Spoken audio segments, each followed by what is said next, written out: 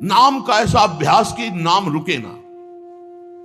एक संत के एक शिष्य थे, तो शौच में भी नाम जप कर रहे थे, कृष्ण कृष्ण। किसी ने देखा, जाके उनके गुरुजी से कहा, महाराज ये तो बहुत ही भ्रष्ट है। क्यों? बोले तो शौच में भी नाम जप करता है। ओ बड़ाई ना करके उसकी बुलवाया, ए शौच में नाम जप करते हो? गुरुजी ने कह दिया।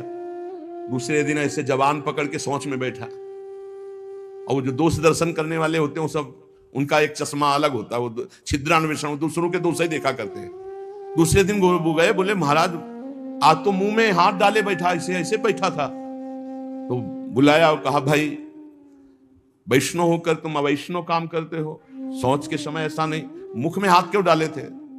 तो रोने लगे, बोले गुरुजी आपकी आज्ञा भी नहीं टाल सकते, और मुझसे नाम के बिना रहा नहीं जाता, इसलिए मैंने जवान पकड़ा कि जवान से नाम ना निकले, पर उस समय भी हृदय से चल रहा था, हृदय से लगा लिया और कहा, बेटा तुम्हारा जीवन धन्य हो गया।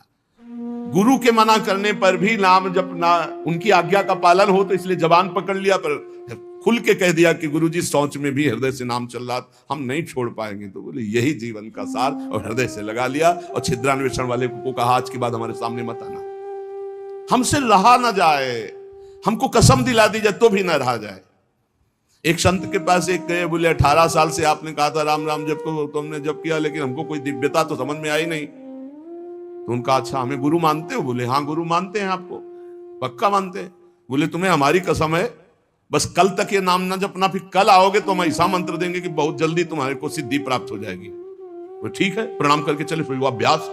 अब गुरुजी ने कसम खवाई, तो सीढ़ी नहीं उतर पाए, रो के आए, बोले गुरुजी ऐसा तो नहीं हो सकता, अब नाम तो नहीं छूट सकता। गुरुजी आपने कसम खवा दी, इतनी देर में कितने नाम चल गए गुरुजी, अब ऐसा नहीं। बोले बस यही मिला 18 साल से, जो नाम में तुम्हें प्रियता हो गई, अब क्या दुर्लभ रह गया? आगे जब इसका फल प्रकाशित होगा तो सच्चिदानंद भगवान का मिलन। तो हमारा स्वभाव बन जाए कि रहा ना जाए बिना भजन के, हमारा जीवन भजन बन जाए। मत प्राणा उसे कहते, हर श्वास में भगवान का स्मरण। गोपीजनों के लिए भगवान ने कहा, मन मनस्का ता मन मनस्का मत प्राणा मदर्थ त्यक्त दहिका। मन मनस्का, उनका मन मैं हूं, उनका प्राण मैं हूं। गोपियों के हृदय में श्री कृष्ण प्राण है, गोपियों के मन श्री कृष्ण है। मेरे लिए समस्त देह सुखों का त्याग कर दिया। देखो भगवत प्राप्ति ऐसे नहीं होती, मेरे मन से जीवित हैं गोपियां। भगवान ने कहा मेरे प्राण ही गोपी के प्राण है, भगवान के प्राणों से अनुप्राणित, भगवान के जीवन से जीवित। ये क्यों? भगवत स्मरण। हर श्वास तो भगवान को प्राण समर्पित, हर वृत्ति तो चित्त और मन समर्पित, पूरा निश्चय भगवान मेरे तो बुद्धि समर्पित, और अहम भगवान के दासत्व में समर्पित। जब श्री भरत जी महाराज चित्रकूट जा रहे हैं, तो भरद्वाज जी के आश्रम में तो उनको रात्रि में बड़ा संकोच हो रहा है भरद्वाज जी से एकांत में मिलने की, क्योंकि भरत जी को एक अंदर चुभन थी कि मेरे को ही लक्ष्य बनाकर कैकेयी मैया ने राम जी को 14 वर्ष का वनवास, तो बड़ा कि मैं ही ऐसा कलंकी हूं जिसके कारण मेरे प्रभु को इतना कष्ट, तो बड़ा सकुच कर रहे थे। और वहां चर्चा हो रही थी, भरत जी पधारे हैं, तो कहा भरत सरिस को राम सनेही, जगु जपु राम राम जपु जेही।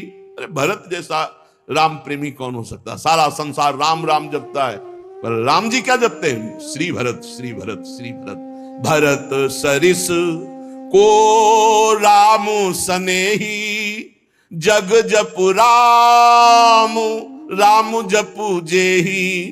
भरत जी के समान कौन प्रिय? क्यों? भरत जी जैसे राम जी को निरंतर जपते, ऐसे राम जी श्री भरत ऐसा जपते हैं। प्रेमी का हृदय हर समय अपने प्रीतम के चिंतन में तन्मय रहता है।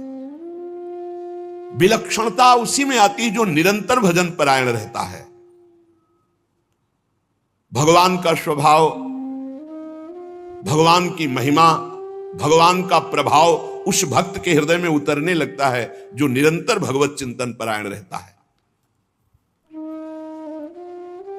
यहां सावधानी रखनी है। भजन परायण होने पर भी हमारे अंदर चाह नहीं पैदा हो रही तो कोई न कोई हमें त्रुटि हो रही है।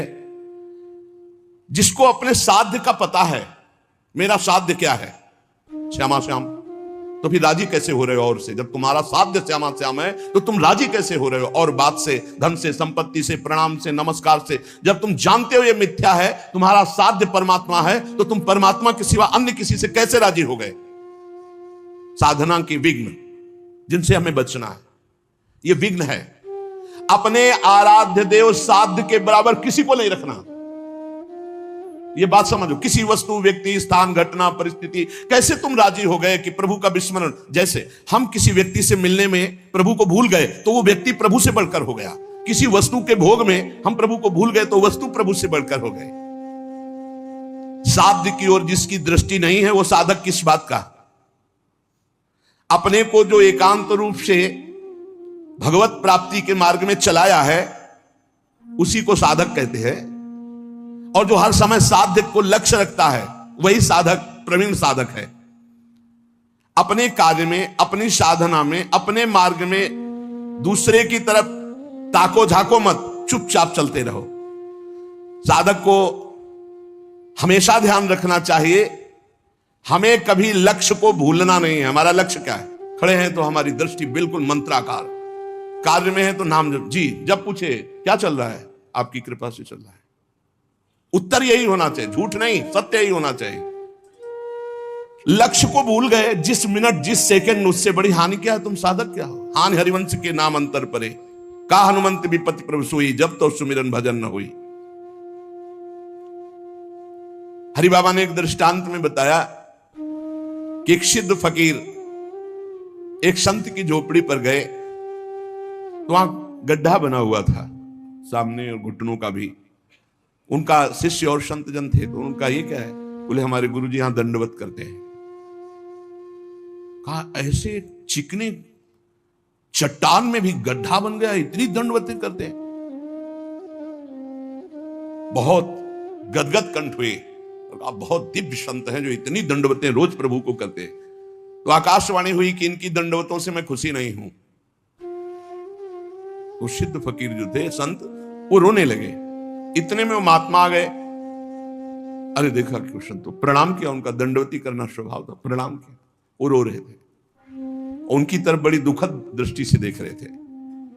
तो उनका प्रभु आप रो क्यों रहे? तो उनका तुम्हारे लिए रो रहा हूं। हमारे लिए क्या परेशानी है? हमको क्या परेशानी? बोले आप इतनी मेहनत करते हैं, इतनी दंडवत करते हैं और आकाशवाणी हुई है कि प्रभु आपकी दंडवतों से, नमन से खुश नहीं है। वो नाच पड़े। बोले सच्ची? बोले हाँ।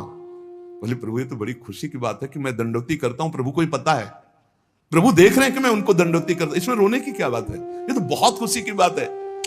वो खुश है कि नहीं खुश, इसका परिणाम मिलेगा कि नहीं। सबसे खास बात है कि हर दंडवत वो हमारी देख रहे हैं, हर दंडवत बड़ा आनंद से प्रफुल्लित होकर वो रोने लगे। आनंद अश्रु इस बात से कि प्रभु मेरी हर दंडवत को देख रहे हैं, स्वीकार करें ना करें, लेकिन मेरी दंडवत को देख रहे हैं, मेरी साधना को देख रहे हैं। थोड़ी देर में यह आकाशवाणी फिर हुई, ऐ संत मैं तुम पर बहुत प्रसन्न हुआ, तुम जो चाहो मांग सकते हो। तो जो सिद्ध महापुरुष आए हुए थे उन्होंने कहा अभी तो आपने आकाशवाणी की थी कि इनकी बंदगी, इनकी दंडवत से आप प्रसन्न नहीं, अभी आप कहते हैं मैं बहुत प्रसन्न हूं, तो इतनी देर में कौन सी साधना हो गई? बोले इतनी देर में जो इनका अपनापन मेरे लिए है, उमंग है, वो इनकी जो जागृत हुई, उसी उमंग और अपनेपन से मैं बहुत प्रसन्न हो गया और इनकी साधना पूर्ण हुई। एक क्षण लगता है। हमको ये नहीं देखना कि इसका परिणाम क्या होगा, हमको अपनी दिनचर्या, अपनी नियमावली करना, इसी से भगवान भी कह दे मैं प्रसन्न नहीं, तो ये बात तो है कि आप देख रहे हो ना, बस इतनी बात बहुत है, आप देख रहे हो बस। शनै शनै रूपरमेद बुद्ध्या धृति गृहीतया आत्मसंस्थम मनः कृत्वा न किंचित चिंतयेत। धीरे धीरे ऐसा अभ्यास बनाओ, सब जगह से मन को बार बार हटाकर नाम में लगाओ और कुछ चिंतन ही न हो, अपने प्रभु का भजन। दूसरी किसी वस्तु, व्यक्ति, चीज का चिंतन ना होने पावे, जहां जहां मन जाए वहां वहां से हटा करके अपने लक्ष्य में, अपने प्रभु में। साधक धैर्यवान होना चाहिए, विश्वासी होना चाहिए, विचलित नहीं हो जाना चाहिए कि अरे बहुत प्रयास किया मन नहीं लगा। नहीं, हम प्रयास करते रहेंगे। जब हम रात्रि में टहलते हैं तो एक राधा राधा राधा राधा राधा राधा राधा राधा राधा राधा राधा राधा ये ऐसी आवाज आती है, वो कोई साधक करते हैं। बहुत अच्छा लगता है कि मानो पौने 2 बजे नींद आ जाए, खड़े हुए बालकनी में नाम राधा राधा राधा राधा राधा राधा राधा राधा। अरे यहाँ मेहनत करनी, मेहनत करके प्रयत्न करके हमको अपना मन भगवदाकार बनाना, चिंतन परायण बनाना। बहुत अच्छा लगता है जब साधक कोई साधना में प्रवृत्त होता है। थोड़ा जाग, अपने स्वरूप पे जाग, इन सबको झटका मार। बहुत जोर का तुम्हारे पास करंट पावर है भगवान का, तुम में जो शक्ति है उसको जागृत करो। बहुत शक्तिवान हो तुम, साधारण नहीं हो, भगवान के जन हो। जब तक हमारी भजन में रुचि, भजन में प्रवीणता, हम भगवान को अपना जीवन दे दें, ये जीवन केवल भगवान की प्राप्ति के लिए है, तो भगवान हमको वैसे संग करवा देंगे, वैसे ही भजन में लग। एक चीज तो समझ लो, साधक वही जो जिद्दी स्वभाव का, ये बात समझ लो, साधक वही जो जिद्दी, भजन में जिद करके लगना पड़ता है। जैसे भजन में पूर्व में था कि बैठे थोड़ी देर भजन हुआ, फिर नींद आने खड़े हो गए और टहल रहे हैं, बाहर निकल करके टहल। हमें नींद में समय बर्बाद नहीं करना। एक नियत समय तुम्हें दे दिया देह को सोने का, 5 घंटे 4 घंटे 3 घंटे, जितना अभ्यास में ले पाए। इसके बाद अब नहीं कि तुम झटका मारो। हर प्रयास किए, ठंडा पानी बिल्कुल ठंडा रख लिया है, सर्दी में कंबल ओढ़ा नहीं, पूरा अब ठंडी में काम, अब नींद आवे, लड़ा जाता है। बहुत आनंद का विषय है जिस मार्ग में आप चल रहे हैं। अपने आप को भगवान के चरणों में समर्पित करके निरंतर भजन का अभ्यास, तो तेसा महम समुद्धरता मृत्यु संसार सागरात भवामि न चिरात पार्थ मैयावेशित चेतसाम। इस शब्द पर ध्यान करो, मैयावेशित चेतसम, मेरे में आवेश चित्त वाला। भजन का आवेश हर समय बना हुआ है, भजन का आवेश और कोई चाह नहीं। एक रबिया जी बड़ी संत हुई है, उन्होंने कहा कि अगर मैं स्वर्ग चाहूं तो मुझे जरूर नरक भेज देना प्रभु, अगर नरक से बचना चाहूं तो और भयानक कष्ट देना प्रभु, पर यदि आपको चाहूं तो छुपना मत। अगर आपसे और कुछ चाहूं, सुख चाहूं तो दुख दे देना, स्वर्ग चाहूं तो नरक दे देना, अगर हमारी नरक ना जाने की इच्छा हो तो और भयानक कष्ट दे देना। लेकिन यदि मैं भजन चाहूं और आपको चाहूं तो इसमें धोखा मत कर देना। मैं आपको चाहती हूं, आप हमारे हृदय की बात जानने वाले हो। साधक जब इस मार्ग में चलता है तो उसको प्रलोभन और भय, ये 2 चीजें माया भेजती है, ध्यान रखना। साधक इस मार्ग में जब चलता है तो प्रलोभन और भय, कोई भी हो, पार्वती जी तपस्या कर रहे हैं भगवान शंकर के लिए, भगवान शंकर से प्रेरित होकर सप्तऋषि आए। अब महादेवी ध्यानस्थ थी, जब ध्यान खुला तब प्रणाम किया और कहा देवी आप तपस्या में संलग्न है, बहुत कठोर तप कर, बहुत कठोर तप, सूखे पत्ता एक ऐसे बिल्व पत्र पा लिया, बस अपर्णा नाम पड़ा माता जी का, बहुत कठोर तप किसके लिए कर रहे हैं? तो उनका भगवान शंकर को पति बनाने की। हंस पड़े सब, हंस पड़ना होता है मानो उपहास करना किसी बात, भगवान शंकर को पति। अरे बरगद के पेड़ के नीचे रहते हैं महाराज, चिता की भस्म लगाते हैं, बागंबर धारण करते हैं, कोई इतनी बड़ी तपस्या। देखो हम वैकुंठनाथ भगवान श्री हरि से आपका ब्याह करा देंगे। पार्वती कोटि जन्म लग रगर हमारी, बरौ शंभुनता राव। साधक प्रलोभन नहीं, प्रलोभन नहीं। प्रलोभन क्या हुआ? वैकुंठनाथ, प्रलोभन नहीं, भय, भय दिखाया। जब ध्रुव जी महाराज चले तो नारद जी आ गए, भय दिखाया, अरे वहां अमुक अमुक। प्रहलाद जी, नारद जी, बड़े बड़े महाभागवत, इनके जीवन में देखो प्रलोभन भय किस किस कोटि के आए, लेकिन अपनी निष्ठा छोड़ी। दुलार करता हुआ हिरण्यकश्यप कहते छोड़ दो इस हरि की बात और जो तू चाहे प्राप्त कर ले। और भय तो कितना भयानक दिया। साधक जब इस मार्ग में भजन की जिद पकड़ लेता है तब उसके हृदय में पूर्व में जो भोग इच्छा रही है, बहुत ध्यान से सुनना, वो फ्री भोगने को एकांत में मिलने का संयोग माया बना देगी। प्रलोभन, पूर्व में कोई भी भोग इच्छा रही है, सबसे पहले भजन की तन्मयता में वो भेजी जाएगी। भोगो इसे, फ्री, कोई विघ्न नहीं। आपको लगा हाँ हाँ ये तुम्हें चाह ही रहा था, मारे जाओगे। आपका भजन लुट जाएगा, वो वृत्ति लुट जाएगी। भोगेश्वर प्रसक्ता नाम तया प्रहृति चेतसाम व्यवसायत्मिका बुद्धि समाधो न विधीयते। आपका थोड़ा सा अच्छा भजन होने लगेगा तो आपके पास भेजे जाने लगेंगे लोग। ध्यान से सुनिए, बड़े भजनानंदी है, ले सेव अंगूर, ये ले वो ले, ये रुपया की गड्डी, कभी कोई जरूरत हो फोन नंबर ले, ये ले फोन हो। उसमें ये भगवान की माया आपके भजन की एकांतिक वृत्ति को छीनने के लिए व्यवस्था भेज रही है। ये तुम्हारे भजन का फल नहीं है, भजन का विघ्न है। बहुत से भक्त बनने लगेंगे, आपका पूजन करने लगेंगे। बहुत खतरनाक खेल है, बहुत समझ के। पूजा अच्छी लगने लगी, फल फूल अच्छे लगने लगे, रुपया पैसा अच्छा लगने लगा, फोन नंबर अच्छा। अरे भाई, जिनके पास फोन है अब उनको दूसरे की जरूरत क्या है? असंगोहम पुरुषा, अकेले रहकर पूरे विश्व का सब भ्रमण करो, उसी में सब चीज है। इतने इतने बच्चे हैं, सब ज्ञान है उनको, पूरा विश्व का ज्ञान है मोबाइल भगवान की कृपा से। अगणित रूपों में आपके पास भजन का विघ्न भेजा जाने लगेगा जब आपका भजन सही होने लगेगा। कुछ तो बड़ाई करने वाले भेजे जाएंगे, मोचुपड़ी बोलने वाले। बचना चाहिए इसों से, जलन पैदा होनी चाहिए। जब माया ये जान लेती है कि भगवान बनना चाहता है तो वो मायापति तो सिर्फ भगवान ही है, वो ऐसे प्रश्न फेंक देती है कि वो अपने आप चिल्लाने लगता है कि मेरे जैसा आदम कोई नहीं है। बड़ाई सुनकर अच्छी लगने लगे, साधन मार्ग के पथिक को बच के। साधन की सिद्धावस्था है, सबके चरणों में वंदना करो, सब इष्ट रूप है, हम सबके दास हैं।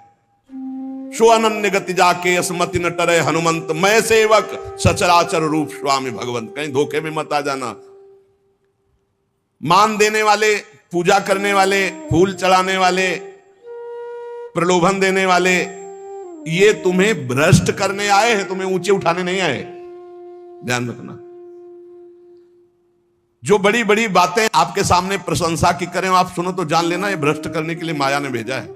ये माया का पार्षद है। मुझे राधा राधा राधा राधा सावधान, हे हरि बचाओ, हे प्रियाजू बचाओ।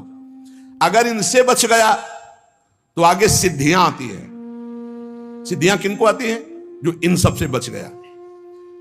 अगर सिद्धियों से बच गया तो बड़े बड़े देवता हाथ जोड़कर खड़े हो जाते हैं और कहते हैं आपको जो सुख चाहिए आप देवलोक चलो, अभी आपको भ्रमण कराते हैं, आप जो सुख चाहिए। जब मृत्यु लोक चाहो, मृत्यु लोक में कोई जान नहीं पाएगा। जब चाहो देवलोक, जब चाहो जिस लोक का भोग। क्योंकि भगवान को प्राप्त करना चाहना, भजन करना, भगवान को प्राप्त करना चाहना, तो उसकी चाह को बदलते हैं। देवता लोग हाथ जोड़कर खड़े हो जाते हैं। बड़े बड़े देवता लोकपाल उसके सामने आने लगते हैं। आप वरुण लोक चलो, आप इंद्र लोक चलो, आप वायु लोक चलो। साधक भय और प्रलोभन आखिरी तक, जब तक भगवान के दर्शन न हो जाए, कुछ स्वीकार न करे, इनसे बचा रहेगा तो भजन सफल हो जाएगा। एकनिष्ठ साधक ही जीत सकता है इन प्रलोभन और भय से।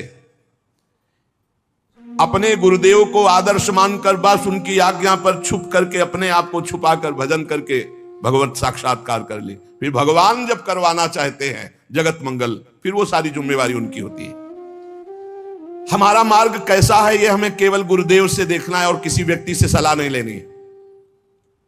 फिर हमें कोई बुरा कहता रहे तो हमें कोई परेशानी नहीं, क्योंकि हम गुरुदेव से मिलकर चल रहे हैं। बस साधक मार्ग पर चलने वाला है,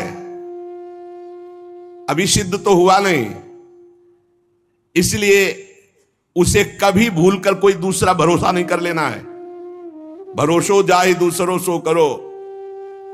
अगर किसी का भरोसा कर लिया तुम्हारा मार्ग रुक जाएगा। भरोसो जाहि दूसरों सो करो। मोहि तो सावन के अंधे जो सूझत रंग हरो ही हरो। हमारी महारानी, हमारी लाडली जो जैसे रखे वैसे हम महानता आनंद का अनुभव करेंगे। दूसरे से नहीं, बने तो रघुबर ते बने, बिगड़े तो भरपूर। तुलसी और अंते बने ता बनवे पे धूर। अनन्यता, निष्ठा, इष्ट प्रियता। जिसने संसार में किसी और का भरोसा कर लिया, बस बहुत बहुत बदल जाता है। हाँ, बहुत बदल जाता है। साधन को बदलते देर नहीं लगती। जहां साधक चूक कर देगा तो साधना बदल जाएगी। साधना होने लगेगी मान की, प्रतिष्ठा की, भोगों की। आप सच्चे गुरु, सच्चे आचार्य के बन करके चलो। तो आगे ही आगे मार्ग आपको प्रकाशित करते चले जाएंगे। गुरुदेव पूछने की जरूरत नहीं, आगे का मार्ग खुद दिखाई देने लगता है। सच्चे साधक को मार्ग पूछना नहीं पड़ता, ये अध्यात्म अपने आप आगे प्रकाशित होने लगता है। सफलता आपके चरण चूमेगी यदि सावधान रहे तो। और अगर इन विषयी पुरुषों के फसाव में आकर फंस गए, भटक गए, तो फिर बदल जाएगी, साधना बदल जाएगी। परमार्थ में बहुत सावधान। एक भी जीवन भर कोई अपना नहीं होना चाहिए, पूरे विश्व में कोई पराया नहीं होना चाहिए। ये चतुरता उपासक की। एक भी पूरे जीवन में अपना नहीं होना चाहिए, पूरे जीवन में, और पूरे विश्व में कोई पराया नहीं होना चाहिए। समझ लो, जो सबसे परे सबसे भरे उसका सेवक कितना प्रवीण होता है। साधक साधना में सावधान, उसके बीच में प्रलोभन आएंगे भगवत प्राप्ति के बीच में, चाहे वो सिद्धियों का चाहे देवताओं का हो। लोक की तो बात ही क्या, केवल अपने इष्ट के लिए जो धुआधार भजन में लगा हुआ है, कहीं विश्राम नहीं, कहीं कोई चाह नहीं, वो निकल जाता है।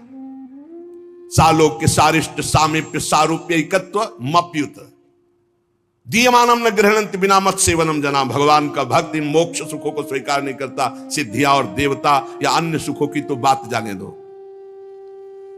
ध्यान रखने की बात है कि अनन्य प्रेमी, अनन्य भजनानंदी ही भगवत साक्षात्कार करता है। जब भजन सही होने लगता है तो फिर इसके बाद एक नशा चढ़ता है, तो उपदेश देने का मन शुरू हो जाता है। बहुत उत्तम महापुरुष है भाई जी महाराज, साधक को बचाने के लिए एक छोटी छोटी सी बात को उपदेश लोगों को दे करके, अपने को श्रेष्ठ समझ करके वो भजन से उतरने लगता है। जीवन आपको याद होगा पीछे सुमति, जब नरकों के चरित्र, उसमें सुमति जी का इसी में परमार्थ बिगड़ गया था। थोड़ी भी बात अभी जीवन में अध्यात्म की आई नहीं, उपदेश शुरू कर दिया तो भ्रष्ट हो जाओगे, नष्ट हो जाओगे। एक संत गए थे श्री सीताराम ओंकार नाथ जी महाराज जी के पास, तो देखा और कहा कि क्या करते हो? तो हम कहा कि उपदेश का प्रवचन। तो उन्होंने कहा था वैसे है मंगलमय कार्य, लेकिन भ्रष्ट होने में देर नहीं लगेगी। ये सिद्ध पुरुषों का, जो भगवत प्राप्त महापुरुष है, उनको अन्य साधक इस चक्कर में न फंसे। भगवान अगर इतनी सामर्थ्य दिए तो बात अलग। भगवान की चर्चा करना बहुत अच्छा है, भाई जी महाराज कह रहे, सुनना अच्छा है, लेकिन इसके बाद का जो परिणाम है, प्रणाम नमस्कार वाह वाह यश कीर्ति, वो तुम्हें भ्रष्ट कर देगी यदि भगवत प्राप्ति नहीं हुई है। बहुत बुराइयों को अवकाश मिल जाता है प्रवचन करने वाले पर आक्रमण करने का। अच्छे से फुर्सत में हमारी बात चिंतन करना, एकांत में, भाई जी कह रहे, वास्तविक लाभ से वंचित हो जाओगे यदि भगवत प्राप्ति नहीं हुआ, प्रवचन शुरू कर दिया तो। जब तक जीवन में सत्य उतर न जाए तब तक प्रवचन न करे। इसलिए प्राचीन काल की गुरु परंपरा थी कि गुरु उपदेश करते थे, और गुरु लायक देखकर उपदेश करते थे। उसे साधन बता दिया, पूरा जीवन साधन में लगा, सिद्ध हो गया, अब वो उपदेश करे। ऐसा नहीं कि यहां प्रवचन सीख कर प्रवचन किए जाए। जो केवल प्रवचन तो कुछ नहीं रह जाता, रुपया पैसा मान प्रतिष्ठा ये सब, भगवत मार्ग का कुछ नहीं रह जाता पक्का। गुरु कृपा पात्र, जो केवल कथयंति च माम नित्यम तुष्यंति च रमंति च, ये अलग मार्ग है। पहले भरपेट खूब खा ले, अर्थात भगवदानंद की अनुभूति कर ले, तब प्रवचन करे, नहीं कोई सफलता हाथ नहीं लगेगी। साधक को इस प्रवचन रूपी व्यापार से बचना चाहिए। हम पहले खूब अच्छे से काम, क्रोध, लोभ, मोह, मद पर विजय प्राप्त करके भगवदानंद में डूब जाए, वो आगे की बात भगवान क्या करवाएंगे। पहले हम एक आचरण उतार ले। एक बार द्रोणाचार्य जी ने सब से कहा कि एक बात सीख लो, कोई मारे भी तो गुस्सा नहीं करना है। ये बात सीख लो, यदि तुम्हें उत्तम मार्ग का अनुसरण करना है, महापुरुषों के मार्ग में चलना है, तो तुम्हें मारे भी तो गुस्सा नहीं करना है। सीख लिया? सबसे पूछा जी क्या सीखा? हमें कोई मारे भी तो गुस्सा नहीं करना है। युधिष्ठिर जी से खड़े हो, क्या सीखा? बोले नहीं सीख पाया।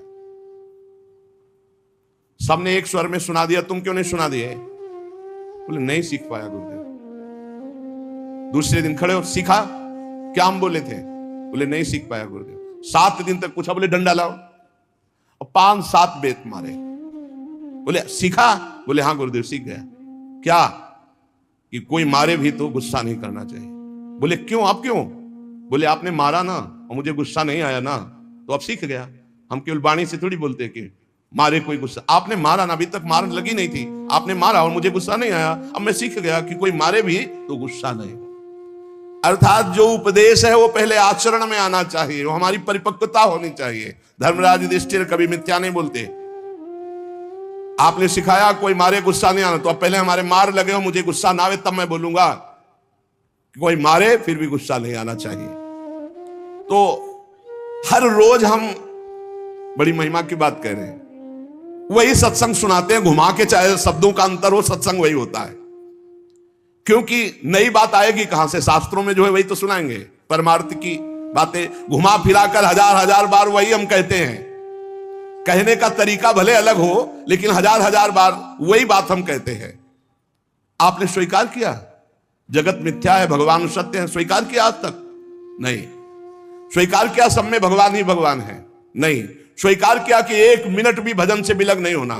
नहीं। और यही बातें तो घुमा घुमा के कही जाती है। तो क्या केवल सुन रहे हो, उसे गुण नहीं रहे, उसे जीवन में उतार नहीं रहे?